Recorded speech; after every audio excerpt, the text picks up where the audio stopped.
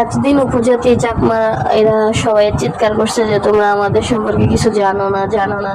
ইদানিং দেখতেছি ফেসবুকে তো ভাইরাল যে চাকমারা, ত্রিপুরারা এরা প্রায় সর্বোচ্চ হলো 400 বছর ধরে আমাদের বাংলাদেশে বসবাস করতেছে।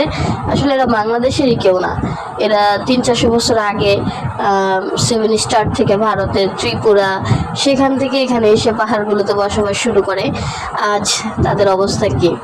তারা মরার উপর ঘা হয়ে গেছে বাংলাদেশের জন্য। তারা নিজেদের বাচ্চাদের হাতে অস্ত্র দিতেছে বাংলাদেশি মানুষের উপর, বাংলাদেশি সশস্ত্র বাহিনীর উপর হামলা করার জন্য, এবং তারা নিজেরা বাংলাদেশের ভূখণ্ডের মধ্যে থেকে নিজেকে বাংলাদেশি মানতে নারাজ। আসলে এটা একটা বড়ই দুঃখজনক ব্যাপার। এই চাকমাদের এখনো সময় আছে যে হানাহানি, মারামারি এবং কি তারা সেনাবাহিনীর উপর আঘাত করতেছে এর থেকে ফিরে আসা। পুরো ফেসবুকে ভাইরাল এই চাকমা গোষ্ঠীর আলোচনা নিয়ে।